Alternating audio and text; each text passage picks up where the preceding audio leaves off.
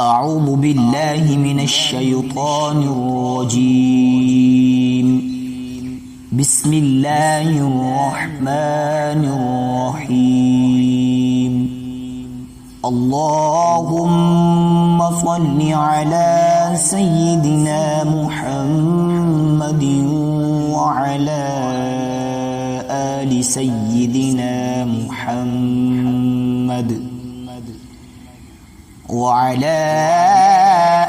سيدنا محمد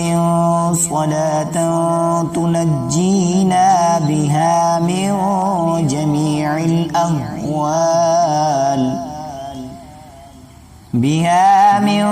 جميع الأهوال والآفات وتقضي لنا بها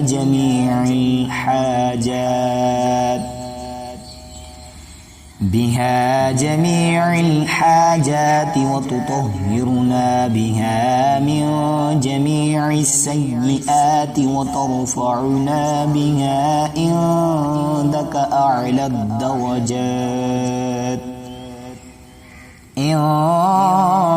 أعلى الدرجات وتبلغنا بها أقصى الغايات من جميع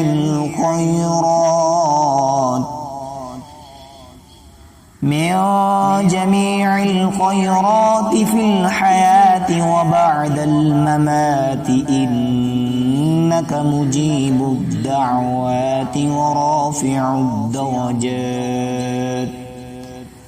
ورافع الدرجات ويا قاضي الحاجات ويا كافي المهمات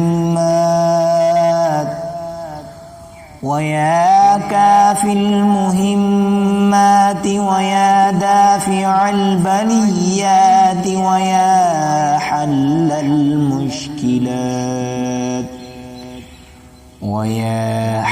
المشكلات أغثني